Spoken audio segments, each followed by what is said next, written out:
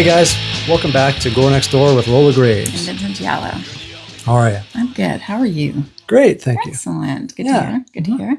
How's your week been? Pretty good. Kind of busy. Yeah. Yeah, a little bit. So didn't really watch as much stuff that I wanted to get through. You know how these. I was actually in the same boat. I feel like I probably watched less than you did. Really? Yes. Wow. It's pretty sad. Yeah, it's one of those weeks. Yes. Just be nice to kind of narrow down the queue a little bit, but just didn't get to it.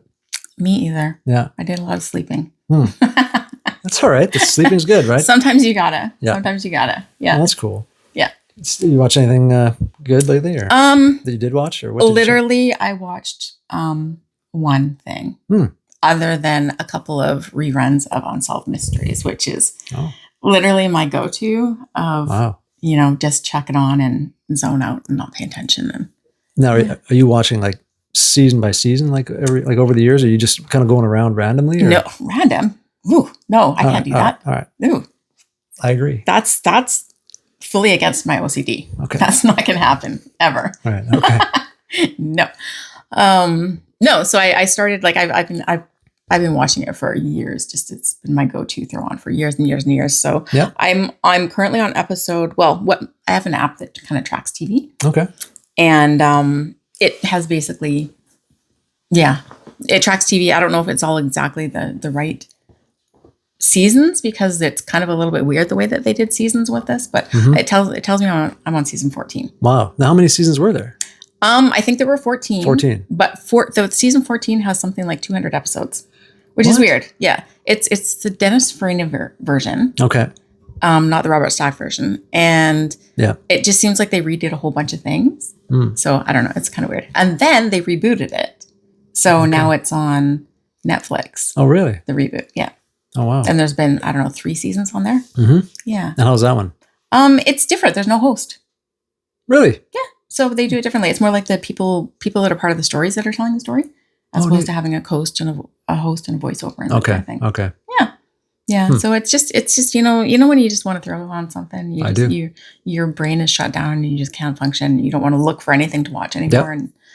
And that's my go-to always. It's always going to be something like that, some kind of a crime show. Okay. Yeah. You ever watch like Dateline and stuff like that too, or is that? Occasionally. I'm not really up on it, but I mean, I would like to. I just don't think I have it on any of my streaming. Yeah. I don't think like an NBC app. I don't even know if they would have it on there. I don't know. I've got a couple of seasons on one of my apps that I'm going to start watching probably when I finish. Yeah. Oh. On Tubi. I don't know. It's not on Tubi anymore, but it's on one of these other weird, like Fossum or one of these other weird things. Is called Bizarre Murders. I don't know if you've seen that one. I've seen some of it. Yes. I think they're like 22-minute episodes with this kind of a weird host he says he's he's a former FBI agent, but he kind of comes across, I mean, maybe he is, but he's kind of a little bit kind of funny actually, but kind of seems a little awkward at times. So it kind of makes me think, well, is this guy really an FBI or was he? But not that you can't be awkward and be FBI, but I don't know, he just seems more like a host, and you can't really see this guy being an FBI kind of guy. So he hosts these episodes, and but if you've seen it, you kind of know what I'm saying. They're really, really short, really low budget, but I like it. There's this crazy stories. Yeah. Like some guy living in this woman's closet, for a couple weeks. Stuff like that happens. No, it does. It's creepy. Yeah, or up in your attic. Yes. Do you remember that story? There was a guy years ago. There was a movie, first of all, called Hider in the House with, oh my God. I'll come back to it. I can't, I can see his face. The crazy guy from, oh my God. Nick Nolte. I don't know. Yes, Nick Nolte. Shut up. Yes. That's pretty sad. I Thank got that. you. Yeah, exactly. Guy. I'm pretty sure I can see the cover. I think it's called Hider in the House, and he lives in the attic. Oh my goodness. But I think there was a case like a couple of years ago of some guy living in somebody's, attic. I'm sure there's other cases of that too, but but just weird sort of short 22-minute segments, Bizarre Murders. Yeah, I like that one. Yeah. They're sort of short and sweet and kind of ridiculous. But there's a lot on those streaming services. A lot of these things now, like weird. Murdered in Paradise or whatever, is like a series. All these like people on vacations or their husband or spouse goes missing or whatever. And so like Murder on Camera and Yeah, that too. Fear Thy Neighbor. Yeah. Tons. Swipe Left or Death, I think, is another one on Tubi Oh, or I think something. I watched that. Yeah, I think I watched one of those too. So yeah, there's tons. It's definitely it's a good time to be alive when it comes to stuff like right? that. If you're a true crime fan, yeah, it's true. Yeah, I mean, back in the day, the true crime section in the library or the bookstores or whatever was like one shelf. Well, it's pretty sad. Who was the original Peter Graves? What was he hosting? To me, that's the one I remember the most. Like way back, it was like I think it was like on like A&E or some kind of thing. Oh, I don't know the name of it, but he was like, Peter Graves. He was also on Airplane, as you remember, right? Yeah. Captain Over, I think it is. But I'm pretty sure. But he was a host on one of those shows like maybe 20 years ago. I can't remember. But yeah, that's as far back as I remember that. No, which would have probably been about the same time as Unsolved Mysteries. Yeah, when I started. Or that was 90s actually. It was 90s, wasn't 20 years ago. Was it? I guess it was. 20, no, it wasn't. Over 20? Yeah. Under it's 30? all a blur. I don't know. About 30 years ago, mid-90s? Yeah. Is that about right? Yeah. I don't know. But everything feels like 20 years ago to me. I know. I'm in denial, clearly. Yeah. So you watched that. Well, that's good. I always kind of throw that on. So that's just kind of a whatever. But then I did watch one thing on Tubi though. Okay. It was called Bloody Birthday. Oh. 1981. Yeah. You know it? Yeah, with the kids? Yeah. Of course. Yeah. Not one of my favorite 80s slashers though. I don't know. No. So premise is these three little kids were born under an eclipse. You're in my wheelhouse. So I'm like, you see how I lit up. I'm like, hey, okay. Yeah. I mean, they're three little kids. They're born under eclipse and they're like murderous little brats and they go around killing each other while pretending that they're all super innocent. Yeah. Basically. Yeah. It was kind of wild. It was kind of different. Yeah. Mm-hmm. I can't say I really enjoyed it that much but I think I just wasn't really paying attention very much either. Yeah. Yeah. But the kids were great. The kid actors were great. And I have no idea who they were. But now, how was the gore? Like, I don't remember that. I could barely remember it. Like, I can't remember. Was there a lot of gore in that thing? No, not really. Not really. Yeah.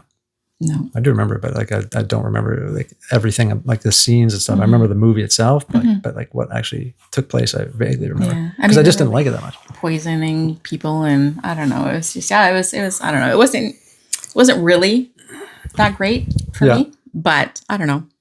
It was, I don't know. Now, interesting. Do you like films where the kids are like killing people? Like Children of the Corn style? Yeah, I guess. Maybe more like... or The Omen? Oh, I guess that too. Or Bad Seed? Or what? Bad Seed. Like, I don't know, like more of, just like stabbing them or doing stuff. I'm fine with it. Yeah. Well, I mean, I don't know. I don't know if it's a niche subgenre. Yeah. But I don't know. It's fine. Mm-hmm. I don't have a problem with it. Like, do people have a problem with it? No, I don't. I have no idea. I just thought in general, like for me, it's kind of like, I'm not really, I'd rather see like a grown killer going around, and kids, I'm like, it's kind of, it's almost like takes me out of it because it's not really realistic sort of. Yeah. Well, I mean, but going around killing a bunch of parents. It kind of is though. Is it? It kind of is though. Yeah. Okay. Yeah, for sure. I mean, I know kids do these things, but like, as a group going around doing that, I don't know. I mean, it's probably worse in a group because they're like, have that little mob mentality that makes them do horrible things. There was one called, is it just called The Children? Let me know, guys. I can't remember. I have the VHS I found a little while ago, an old tape. Can't remember who put it out, but I think it was a British thing. Ooh. Or UK or something. But I think it's called The Children. It's like 70s. Same kind of thing. They're kind of possessed, I think, and kill their parents and kill a bunch of people. Yeah. I can't remember if I think that's what it's called, but there's a few movies like that around, but they're just not my favorite. Like, I don't know. Or even just like, have you ever seen, I think it's called Found? No. Oh, it's so good. I really liked it. Wow. It's basically a kid finds a duffel bag in his brother's closet or something like that. And there's like heads in the duffel bag kind of thing. So he knows his brother's a serial killer. I don't know. It's pretty cool. I think it's on Tubi. Yeah, it's pretty good. It's got one of the coolest covers. Okay. Yeah. So wow, check it out. Yeah, it's pretty good. I liked it. Nice. Found. What year was that? Like it's pretty. Like it's a newer movie. I don't know. 20 years ago. Probably like 1991. Like everything's from 20 years ago. Yeah. No, I think it was a little bit newer. Okay. Yeah, but I can't remember exactly. Wow. But, no, it's pretty good. It's pretty good. But yeah, that's Nice. pretty much my week. I had a very boring week. Yeah. Well, okay. How about you? That's allowed. Mm-hmm. Well, yeah, I watched a couple things. Something I had on my list for like a long time since Christmas was Dead End from 2003. And it's like a Christmas movie. Maybe it takes place on Christmas Eve, but it's got Ray Wise in it, who plays Laura Palmer's dad. And he plays the same kind of, not character, but like he's the same facial expressions. I just love this guy. And Lynn Shay is in it too. Oh, love her. And some other like younger kids. So it's like a family. And they're in their car on Christmas Eve going to his mother-in-law's, or maybe it's her mother-in-law's. And they've been doing this for 20 years. And he decides to take a shortcut. And then something kind of happens and they kind of get caught. It's kind of like a Twilight Zone kind of episode. They kind of get caught in this kind of loop and things kind of keep happening. And you can kind of figure out maybe where it's going a little bit. But, it's just, it all kind of takes place in the vehicle. And then at various points they'll stop and like something will be in the road, like a woman with a baby, and they're like, oh my God, what happened? And so they're kind of trying to figure it out. And then, each one of them slowly gets killed in the movie. I think I've maybe seen this. Yeah. You might have. I mean, it's like just kind of reading it. Sounding pretty familiar. Some people really like it. Some people think it's not great. I'm kind of in the middle. I like the actors watching them, in this thing, but not a lot of gore, which is fine. Yeah. But it was kind of campy and good, but also a little bit predictable, maybe just the way it's kind of going. Maybe just because we've seen 10,000 movies, maybe that's. Yeah. But I mean, they just kind of keep going down this road and it never seems to end. And they kind of keep coming back to the same thing and seeing the same thing. So you're like, well, something's going on here. Yeah. But so I watched that. It was pretty good. But like I said, it's been about 6 months, or not 6 months, about 3, I guess Christmas wasn't 6 months ago, but 3 or 4 months I was going to watch this thing. I'm always trying to find a new Christmas movie. Okay. I feel like I've seen a ton, and I have a whole little stack in the crypt that, maybe 10 or 15 that I like to kind of revisit. But, so that you watch like every Christmas? Yeah, pretty much. Okay. Is Die Hard one on? Yeah, it is. It's not on the section because it's just more of a horror thing. Yeah, but no, you get props for thinking Die Hard Christmas movie. So it definitely is. Probably one of the best. Good job. But no, just stuff like Silent Night, Deadly Night, Silent Night, Deadly Night 2, Garbage Day, with Ricky and all this. My daughter and I watch that every year. She loves that flick. Of course, we're far away from Christmas, so we'll do a Christmas thing later. But I mean, I enjoy talking about these. So Christmas Evil, one of my favorites. Like really, really strong. That picture is really, really great. I love it. Krampus, yeah. Krampus, Christmas Horror Story for the newer ones. Oh, Christmas Horror Story is good. Yeah. I remember that. Yeah. Watch that every year. But then I like stuff like P2. Do you ever see that? I think I just recently saw that. Yeah. What's it about? That's about like the security guard at the Christmas Eve down in underground parking on P2, P level 2 or whatever. And this woman gets stuck in there with her car. And she goes to ask him for help, and he's kind of a little bit sinister. And yes. That's a great movie. Yeah, I watched it not too long ago. Actually, it was really good. Yeah. I liked it. So that's a great one. What else is on that list? Silent Night, Deadly Night. Oh, one of the remake, kind of loose remake, Silent Night from 2010 or 2012. Sort of a loose remake of the original. Really gory, like really, really great. Gore. Is this the Joel Kinnaman one? No. Oh, that's called Silent Night. That's called Silent Night. That was a year or two, or last year or something. Yeah, or two. Yeah. Okay. Yeah, kind of more of an action. Did you watch it? No, it's on my list. I got to watch it. I love Joel Kinnaman.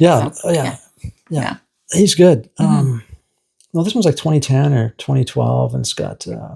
I wasn't planning on talking about it, but if you check it out, like it's just a great Christmas slasher. Just really kind of evil and just mean-spirited, and like wood chipping scene, like this, and just this, blood going on his mask, on the, beard and everything. It's it's good. Nice. Okay. And then, but one of the original slashers we're just talking about now is very important to get your slasher chronology, down, right?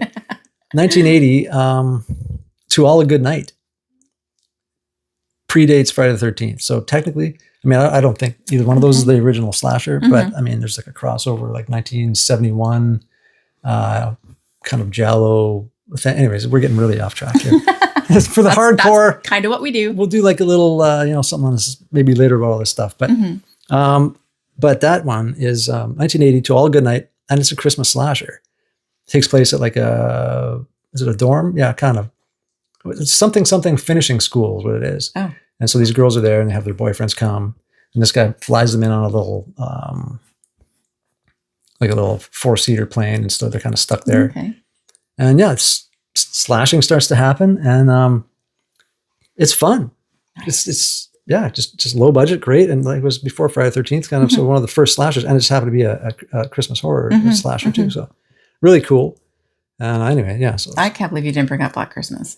well, and Black Christmas, the greatest. Yeah. Right. Yeah. Yeah. I thought that'd be your first thing you'd talk about. Yeah. I don't know what I was thinking, but Well, but no, that's that's continued at Christmas time, I guess. But that's one of the all-time greats for sure. Yeah. Absolutely. Like, I mean, that movie, I watched that more as, you know, when I was a kid, over and over. I'd get up at 2 a.m. when it was on whatever channel or whatever, and I'd watch it.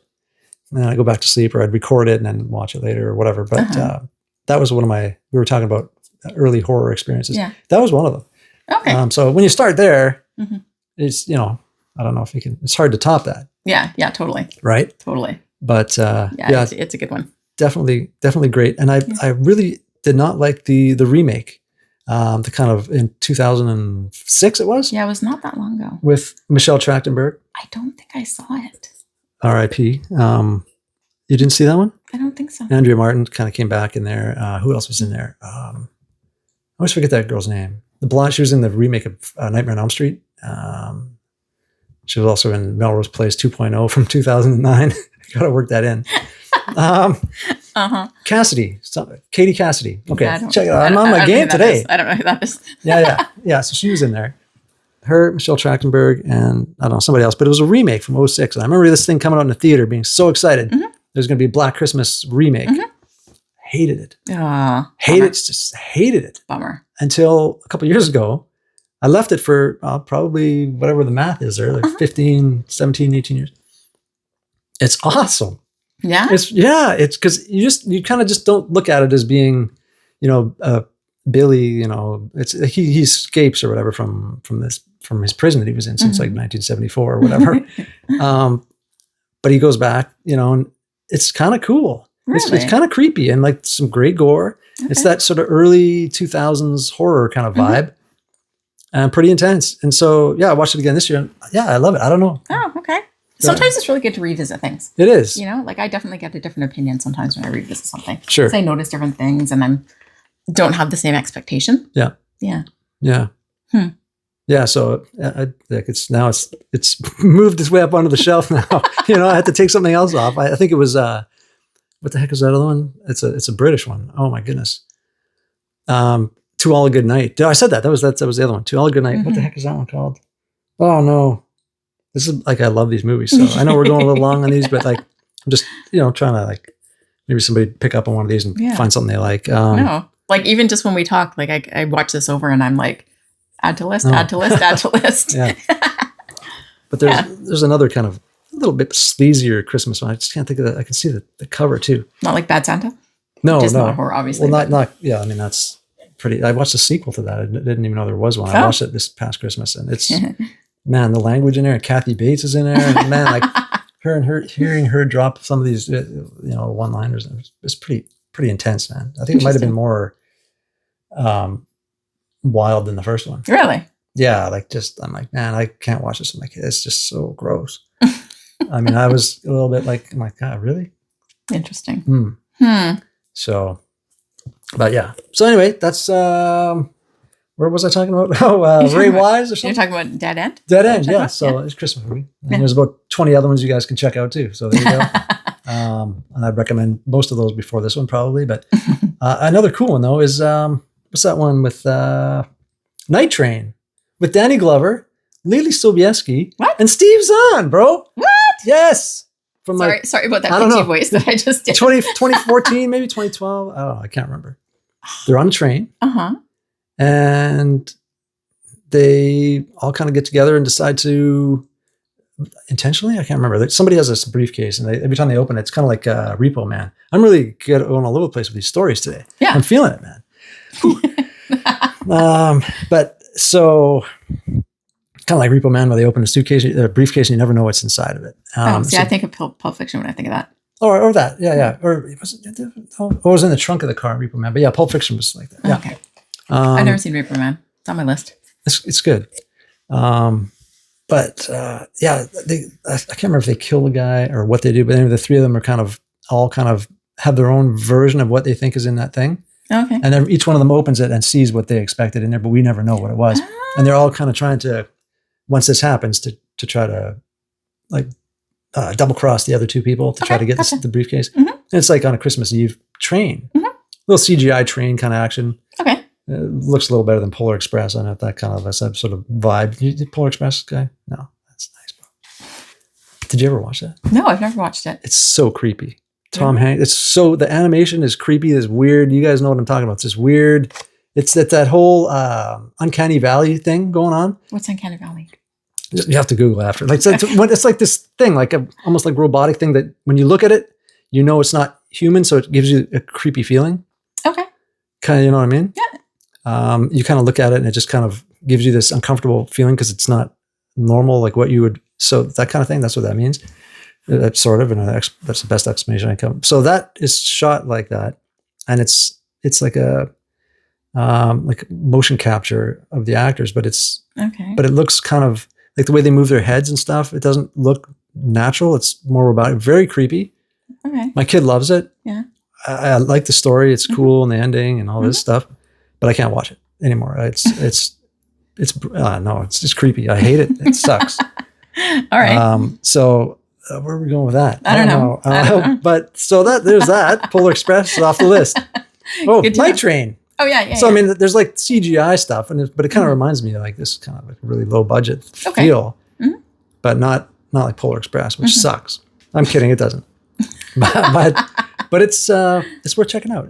Okay. Three kind of B actors, kind of right. That people kind of people don't know Lily Sobieski, but you see her and you're like, oh, I know. Lily Sobieski is. Do they? Yeah. Do they know who Joel Kinnaman is? I don't. Most people don't. If you know who either one of these people are, put it in the comments on the YouTube channel. Steve Zahn. Or email us. Everybody knows Steve Zahn. Oh, maybe him. Yeah. Yeah. Danny Glover. I mean, Dan Glover. Yeah. Yeah. No, everybody knows them. But yeah. Seriously. So. Interesting. Okay. And then, I don't know, should I do the next one? I watched Rabid from 2019 by the Soska sisters. Oh. Who you're a fan of. Yeah, I am. Yeah. American Mary is brilliant. Yeah. Love it. I have to revisit that. I don't know, man. I was kind of like, okay. But I don't think I gave it a fair chance. It's good. Like I've always thought I'd go back to it, never did. But. Oh, I totally liked it. Yeah, it's one of my favorites. Well, maybe not one of my favorites, but it's my favorite of theirs for sure. Yeah? For sure. Yeah. Nice. Yeah. They've come a long way since Dead Talker in a Trunk. For sure. Yeah. Great title though. Yeah. Right? Yeah. Yeah, it's good. I mean, it's a good flick anyway, right? Yeah, I don't remember it. I might have forwarded through that or something. It's very different. It's very different. Yeah. Low budget. I mean, but props to those ladies. They're pretty awesome. Yeah, that's cool. Yeah. Good Canadian kids. Yeah. Yeah, I like that. Did you see the Rabid? Then you saw, yeah. Yes. Yeah. Yes. So this one has Laura Vandervoort in it, and some Who's other. Well, she was in. I just always think of her as being in V, the remake of V. And then when I was watching something on her the other day, because I like her, they were saying that, or she was talking about being in some V something else. I didn't know anything about this. Like, is there a V remake or something? Something like another series or V, the such and such or something. Like actual V though, like lizard people V. Yeah. Oh, okay. But although I don't know when that clip was from, actually, so I probably should check that first. But, this could have been 5 years ago. But hey, there's a series coming out, you know. Series that's been out for 5 years. It's canceled after the first season. So I mean, I don't know, but I remember her in V. So I liked her in that, and I can't think of what else. But yeah, she was okay in it. She's pretty good. But for those of you who don't know, this is kind of a remake of the original 1977 Cronenberg classic, Rabid, right? Yes. Where this, I think in the first one, the girl, the victim gets in a motorcycle accident and then goes in and, you know. I don't think I've ever seen the first one. Yeah. Like the Cronenberg one. Pretty good. Yeah. And this one's the same thing. Vandervoort gets killed or like injured, sorry, not killed, gets in an accident and then goes to get stem cell treatment or whatever. Okay. And so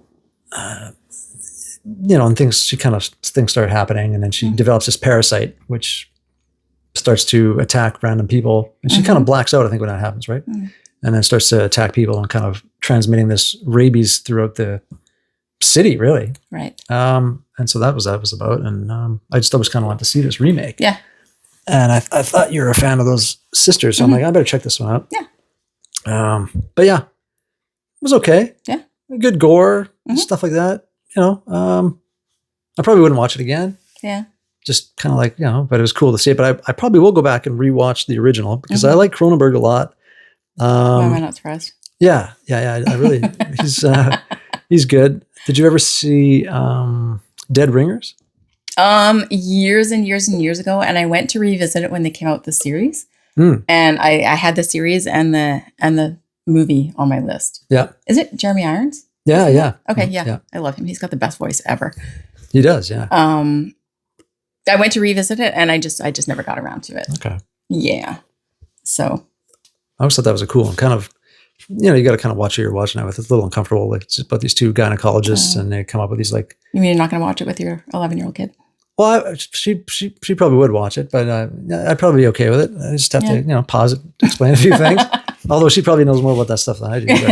But, then they come up with these like really barbaric tools and start, at the very end trying to kind of use them on this woman, that comes in, but they're kind of attached, sort of literally almost, right? And two brothers, and just trying to kind of separate themselves, and it's a kind of a messed up flick, but his stuff's good.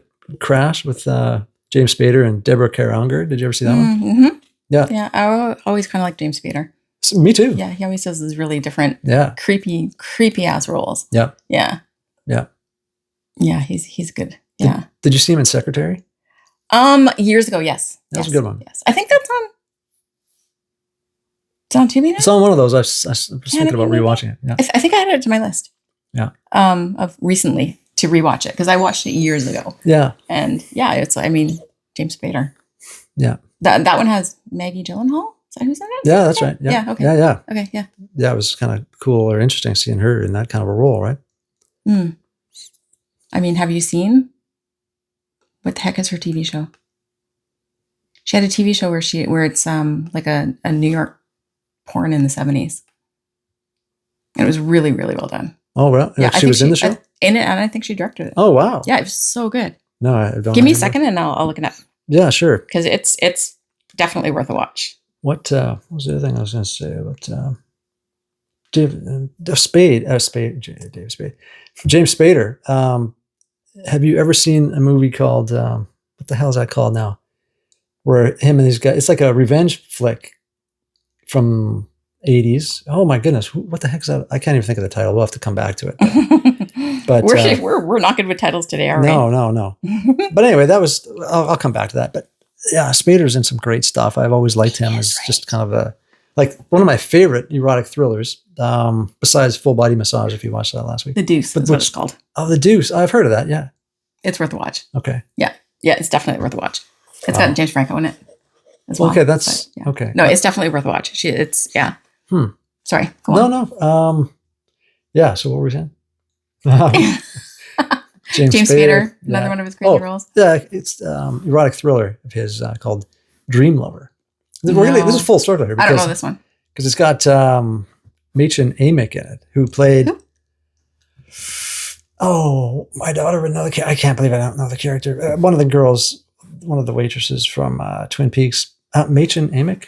Yeah, I don't know who that is. Amick. Just look up. It's a weird spelling. She's cool, and she was in Dream Lover with Spader. It's a pretty intense erotic thriller, but a great one. It's one of the greats for sure. 93. All right, never heard of it. Yeah. I remember renting that out a lot, but not me personally, but when I was working at the video store, like renting that out to a lot of people. Oh, and they'd be like, "Well, which one should I get? The NC-17 version or the unrated version or the regular?" I'm like, "Dude, why are you an asshole?" Is that even a question? Why do we even have two tapes here? Yeah. So fair enough. If you come over to the crypt, I've got two copies of it. One to shrink wrap, and then of course, just didn't ever know, right? You need a second copy. But no, I just found it like that at a thrift shop or something. But yeah, he's in all kinds of stuff, but he's pretty great in that movie too. Like this woman's kind of like, he's kind of like this subdued kind of, like she's kind of like this. I don't know how to explain it. He's just like this sort of. I don't know. Whatever. Creep? No, like she is. Like she's out kind of fooling around on him and stuff. And he's like this poor guy kind of keeps getting sort of sucked back in. Really? Like that kind of a character. Oh, because he's usually a creep. Yeah. Interesting. So it's kind of different, right? Yeah. Like he finds out she's got another life going on and stuff like that. And it's interesting seeing him play like, that. Are they married or what's the deal? No, they just kind of meet. I don't think they get married. No, they meet. No, they do actually get married. Yeah, they do. They do get married. And at one point, yeah. But yeah, pretty good. Okay. So anyway. Okay, so what movie were you talking about that you just watched? Rabid. With Laura Vandervoort in it. Yeah. Alrighty then. See how that all works? There you go. Yeah. No, I didn't mind Rabbit. I thought it was all right. Yeah. Yeah. It was all right. Wow. So anyway, squirrel. maybe it's time we get into the crypt, hey? Oh, yeah. You want to Should get we into the crypt? Sure, Yeah. let's do it. Sounds good.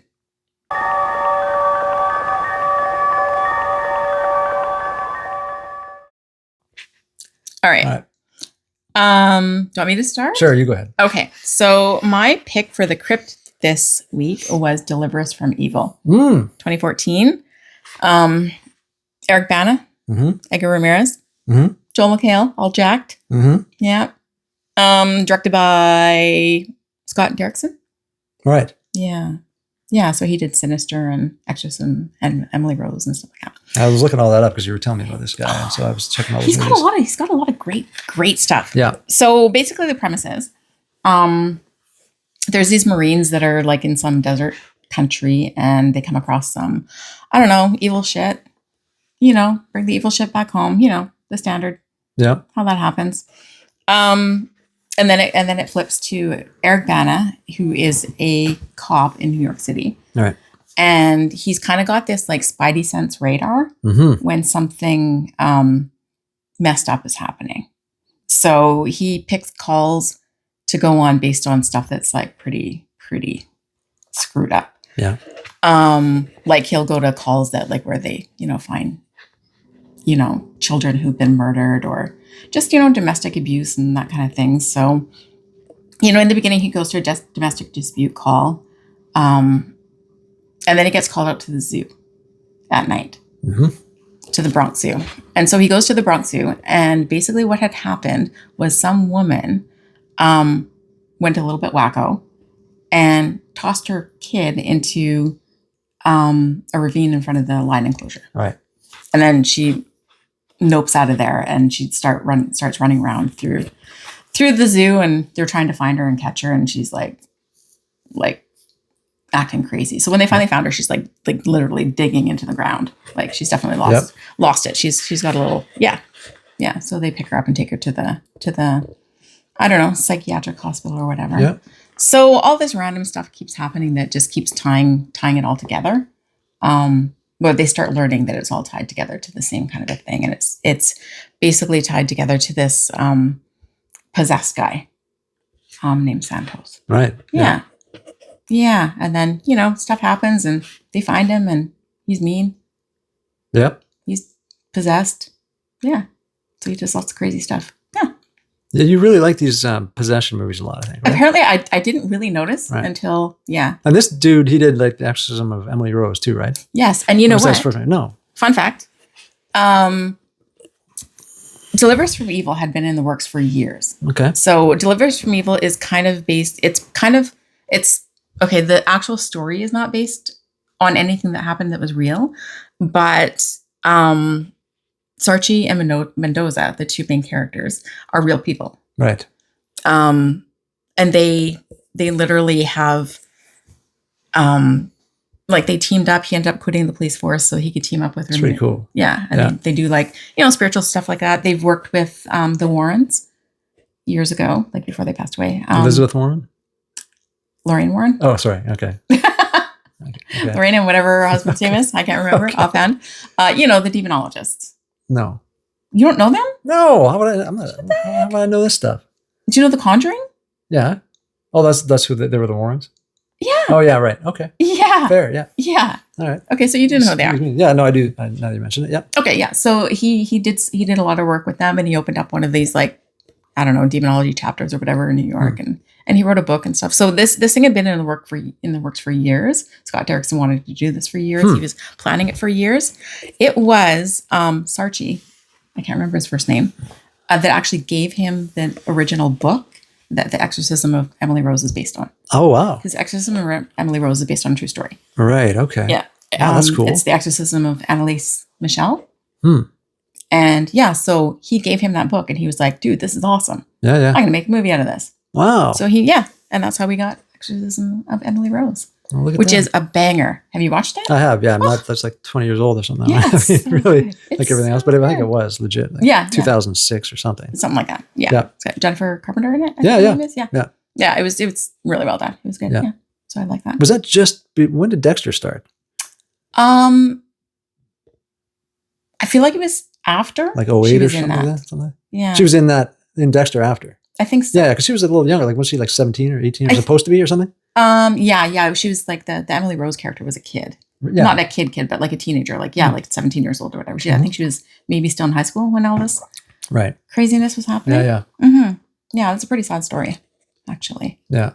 But, so The Verse from Evil isn't based on specific stories of what happened, except for the first, I think the first one. Was it the first one? Okay, do you remember when he goes into a house and the whole family's living in the living room? Mm-hmm. That one's based on one of his true stories. Yeah, I can see that. But the rest of them, like that, are tied to the whole possession and the demon's name in this one is the Jungler. Right. So that one wasn't tied to any of the Jungler things. Yeah. But yeah. But the Jungler existed? In real life? Yeah. Don't know. Okay. I should have Googled that. I didn't Google that. It's pretty wild. Yeah. Pretty cool story. I like how he had that kind of a calling, like you were saying, how he kind of had this sense of, that nobody else could see. And that's cool. Those are real characters. And he's actually able to help this Mendoza guy. Yeah. In real life with his ability or whatever. Mm-hmm. Yeah. It was cool. Yeah. You liked it? Yeah, it was good. It was good. Yeah. Good. Yeah. I mean, I like those kind of movies too. Like a lot of those possession ones I'll watch. This was kind of more like, not action, but like possession, but like not, with a cop and stuff involved. Yeah. It was kind of really There was some good action. It was cool. Yeah. The fight scene with Joel McHale. Oh, yeah. That was awesome. Yeah. That was really good. He did some pretty handy knife work in that one. That's true. Mm-hmm. Yeah. Yeah. Yeah, it was good. Good.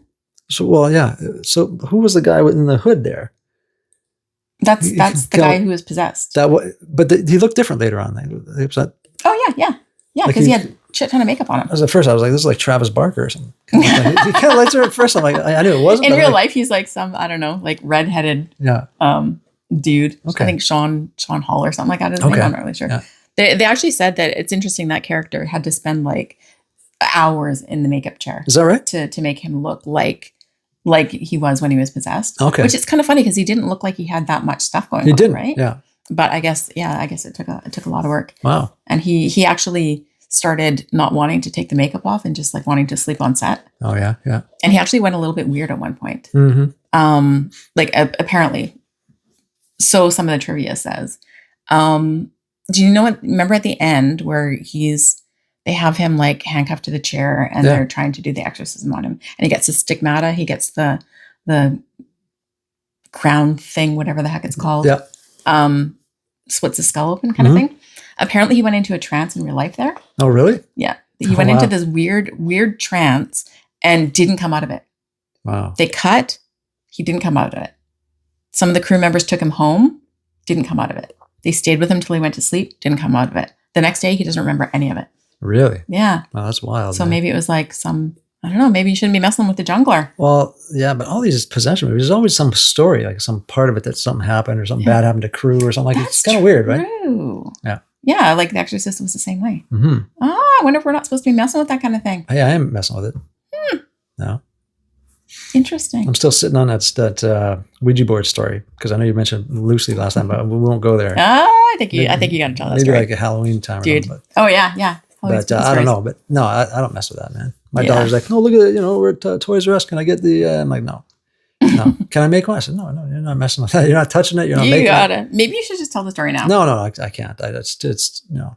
Come on. No, we'll keep everybody waiting. Yeah. It's nothing really crazy anyways, but I mean, it's kind of crazy. Wild. Yeah. But, yeah. So. Yeah. Things that are unexplained. Mm-hmm. Mm-hmm. Well, I'm glad that you enjoyed it because I definitely I know it doesn't get rated very well. Everybody's like, oh, it's predictable and it's like any other possession movie and blah, blah, blah, blah, blah. But I don't know. I really like it. I thought it was good because it was kind of more of a thriller, like tied in with that kind of stuff. Like it wasn't just like possession.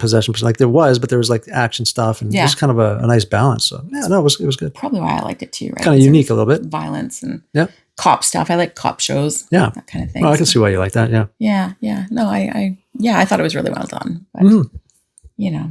Awesome. Yeah. So it's one of my favorites. One of my go-tos is, I don't know if you have any movies that just when you don't know what to watch and it's kind of like almost a comfort movie. Yeah. That you just pop in because you love it so much. That's one of mine. Well, I know you've mentioned that a few times. Yeah. Mm-hmm. Yeah. Yeah. I don't know how many times I've watched it because it's just one of those. That's great. One of my go-tos. Yeah. I dig it. Yeah. Awesome. So there you go. Well done. Yeah. So what was your one? I have to pick something crazy again, kind of going on a little tangent with that. So I like these movies. Doom Asylum from 1987. I don't know if anybody knows this one. It's worth a watch. I think it is. Yeah, no, I was just going to say, it's great. It's fun too. Mm-hmm. You can watch that or you can watch Killer Workout and see which one you actually hate the most for like just being a really terrible movie. I love them both. Killer Workout was better. Yeah? Hands down. In what way? I don't know. It had a story. It did. A little bit, which is even, I think I was complaining last week about how it didn't really have a story. Yeah. It had more of a story than this one. Yeah. Which was more fun. Yeah, maybe. I don't know. This one for hilarity, it was funnier. Yeah. Like it was so bonkers, batshit crazy, ridiculous. Absolutely. I laughed throughout the whole thing. Yeah. It was great. Oh, it's a great party movie is what I'd say. Like you just want to get together with your friends, order some pizza and some Mountain Dew and just hang around. Mountain Dew. Yeah, like 1980s. I don't like that, but that's that's the thing. You know what I mean? Yeah, I suppose. 80s style. But yeah, no, it's fun. I think it's hilarious. Mm-hmm. The Killer, The Mask, young Kristen Davis from Melrose Place. And Sex and the City. And Sex and the City. Do a synopsis. No, you go ahead. Want me to? Yeah, you go for it. Yeah. Well, yeah, there's not a whole lot of a synopsis to do. I gotta tell you. Yeah. Okay. Let's see what you have. So basically, I had to explain probably a little bit. Well, I can explain the first part of it. Sure. So there's this dude driving around in a car, right? He's a lawyer or something like that. He won a big case. He's got his fiance with him. They're like popping bottles and, celebrating, right? They're super happy. And, of course he gets in a car accident. I can't remember why, but he gets in a car accident. Yeah. Wifey, fiance, whatever, dies, loses a hand and dies. And they think that this dude dies as well. Yeah. So they take him to the place for the autopsy, and they start like peeling his face off and stuff like that. Yeah. And the dude wakes up. Yeah. And they're like, no, he can't be alive. And no, it's got to be just like rigor mortis kicking in. And, nope, he's alive, and he kills them both. So somehow, I don't know how, this autopsy facility closes down. Because I think he's in the same place. Yeah, I think it's the same place. You can't really tell, but I think that's what it is. He's been there for like however many years. Yeah, and all of a sudden it closes down, and all of a sudden he's just living in this place, like, with his little teeny tiny little TV, watching weird movies. Yeah, weird, free black and white movies that you can watch for free. So they put that in the movie. Yeah. Public domain movie. Public domain movies. Yeah. So he's living in this place, and for some reason, there's this, I can't remember the name of the band, but there's this like all female, like, I don't know. I don't think punk bands really. Yeah, like maybe some French avant-garde thing. Yeah, I don't know. There's a lot of screaming and shit. I don't know. Yeah, it's pretty wild. Some kind of band is probably using the term loosely. For sure. I don't really know. For sure. They're Tina and the something. I can't remember what. Do you remember? No, I have no idea. I don't. I mean, I Tina and her friends. I don't know. Yeah. I don't know who they were. So they're like practicing. It's, I guess, their jam place. So I don't know why he didn't kill them before. Yeah, I don't know. If that's where they jam. I don't really understand. And then these like, young college age students decide, I don't know if they're just looking for a place to sunbathe. It kind of seemed like that. Yeah. Or if they purposely went to go to the asylum just because it was creepy and they wanted to sunbathe. Yeah. I'm not really sure.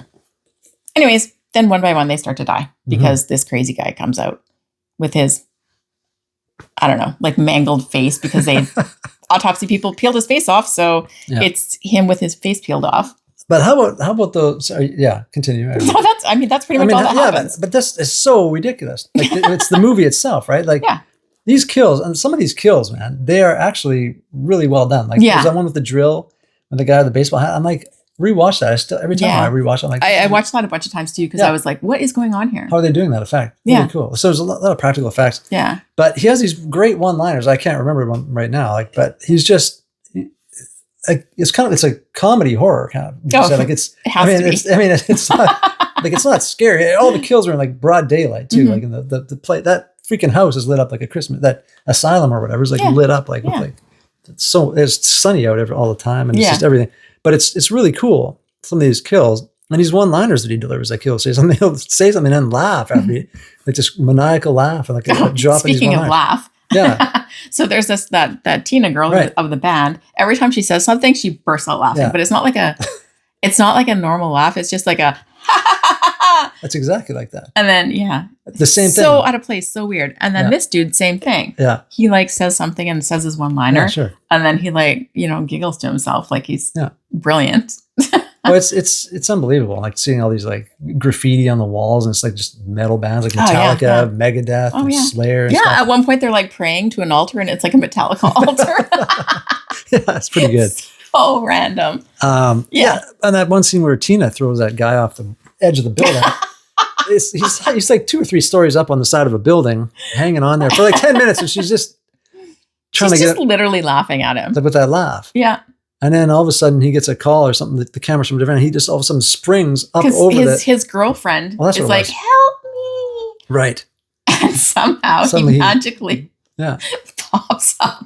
Jumps up, pops back up over the edge and just starts running to help her. It's literally, he popped up as if he was like literally jumped on a trampoline. Yeah, that's how, wing. Yeah. I don't know. It's so ridiculous. Yeah. It's just a crazy movie. Yeah. And one scene at the end, we still can't really figure out what's happening. This woman goes through this kind of a conveyor. So I thought it was like a dishwasher, but it's not. It seemed like it would be, yeah. But then kind of comes out the other side, and she's like in this cube. Yeah, she's mangled into like a cube with her arm sticking out, and like picture, like when you crush a car. Yeah. And you put it into a cube. Yeah. With an arm sticking out. Yeah. And I don't know, some spring for some reason. Yeah. I have no idea why. Yeah. Yeah, some strange stuff. Yeah. I mean, that's just touching lightly on it too. There's a lot of weird stuff in that flick, but just so fun. Like, I mean, you could watch that 100 times and find something different every time. Too. I absolutely think you could. Yeah. Yeah. Yeah. So it was definitely hilarious. Yeah. So many parts of it. And the fighting and the guy who was just like the most ridiculous. He's like trying to save him. There's one point when he's trying to run to his girlfriend to save her and he's running. What? Oh yeah. And he looks like he's almost running in place. So he's rushing to save his girlfriend. And he almost looks like he's running in place. Yeah, that's true. Yeah. I don't even understand. Yeah, like, I don't know how you could, not be, like how you could make that any worse than it. Like not worse, but how you could not, it must have been all intentional, some of these things, like that laugh, the whole thing. Well, it had to have been. Like, I read some weird trivia thing, and I don't know if it was trivia or if, I don't know if somebody just made this up or what, but I read somewhere that the director was like, if I find out who made this movie, I'm going to hunt them down and kill them because it was so bad. The what? The director said that about his own movie? Yeah. That's what I read. I don't know if it's real. I don't know. That's a ringing endorsement, actually. To go out and get the Arrow Blu-ray, which I think it's Arrow put that out. I didn't bring it today, but what? I just happen to have it. Yeah, dude. I know. Nobody even cares about this movie, so you know. But I would check it out. It's worth a watch. I think it's great fun. Yeah. I thought it was. I mean, it was so horrible. Yeah. But I did laugh quite a bit in it. Awesome. Which I guess I didn't laugh as much in Killer Workout. No. Probably not. I mean, this one's pretty funny. It was just so unexplainable in so many ways. Yeah. Yeah, definitely. Oh yeah, and it turns out that the one girl is the daughter of either this guy or his fiance wife or whatever. So it's like almost like a little bit of incest going on there at the end. Yeah. Like he's like finally thinks he's found his old girlfriend that was killed and that's actually his daughter or something. Yeah. Yeah. Yeah. So that's Which is played by the same actress. Yeah. Yeah. So I mean that's awesome. Bizarre. Yeah. Yeah. And what's her name? Kristen, what's her name? Kristen Davis, Is that her first movie? It might have been. We're in like a really what do you call it? The kind of that cut, The French cut. Is that what it's called? Kind of, yeah, a little more revealing on the sides, the crotch area. Is that what that's called? I mean, I don't know. So like the high, like this high waist bathing suit. We're talking about a bathing suit here. Yeah, sorry. It's like it's like a one piece bathing suit that's like really like the sides go up like above your hips, above your hip bones. Yeah. And they're like really kind of, But it's more narrow, like right down in there too, right? Yeah, the crotch area is right? very, it's potentially very revealing. Yeah, for sure. Yeah. So way to go, Kristen Davis on that one. But Brooke Armstrong from Melrose, man. Woo! And which one's Brooke Armstrong? She the red bikini girl? Oh, no, sorry. She played Brooke Armstrong in Melrose. Okay. Yeah. No, the red girl, no idea. Okay. Yeah, I have no idea either. Yeah, I don't know. But, I don't know. Yeah, it was a watch. Yep. It was interesting. Nice. Mm-hmm. Yep. Yeah, there's definitely, it makes me excited for more of the like gold on Tubi. Yeah. Because Tubi has got some unexplainable batshit crazy movies. Yeah. Which I'm really looking forward to dipping my toes into a little bit more. Oh, and that flick is probably one of the best. Like I was looking after when you go to like the search, like if you like this and shows like the movie, yeah. All those ones under there, all those ones under there are equally like pretty much ridiculous. Like they're just I was like, oh, I've seen. Oh, it's my favorites. This was my favorite. This one's great. You have a lot of favorites. What? Yeah, I do.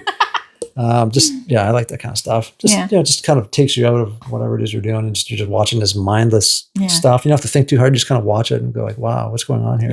Yeah. And they're just so ridiculous that it's like, it's shocking that someone thought of this and like recorded it and like wrote script for it and all that kind of thing. Right? Yeah. But so true. But it's kind of cool. Like it's people who don't take themselves seriously at all. Sure. Which is I appreciate. Yeah. It's good. Like mindless, just fun entertainment. Absolutely. Yeah. I like it. Nice. It's good. Yeah. All right. Yeah. So I don't know. But that's the wrap. That's a wrap. Was this a faster episode? I who knows? We'll find out. But I don't know. I think I went off on the Christmas movies there for a while. Oh yeah. But, I don't know. Apologies for that, everybody. But no, that's all right because we didn't really watch a whole lot this week by the sounds of it. Like I think both of us were busy with our own lives. Yeah. So it gives you a chance to get out and track some of these down so you're ready for Christmas, like 8 months from now, 9 months from now. Yes, I'll have them on my list so I can start watching and so I can actually. There you go. We can actually have a conversation about it. Yeah, sure. Yeah, we should do the same thing with Halloween movies. Definitely. And Thanksgiving. Oh, I'm ready. I've got little sections. Yeah. Easter's coming up. Yeah. I think there's Easter. What is it? Easter Dead Bunny or something like that? Oh, probably. I don't know. There's some Easter Dead Bunny? No, that doesn't sound right. I have no idea. Dead Easter Bunny? That's not right either. Alrighty then. Well. Anyway. Yeah. Thanks, guys, for listening. If you're watching on YouTube, please subscribe. If you wouldn't mind, we'd greatly appreciate it. Hit the notification bell so you find out when the next videos are coming out. Mm-hmm. And appreciate all your support. Yeah. And thanks to everybody else listening elsewhere. Mm-hmm. Much appreciated. And we'll talk to you guys on the next one. Yeah. Stay creepy. Thanks.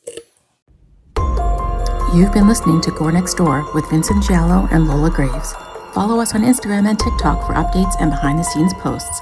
New episodes are available on YouTube or wherever you find your podcasts.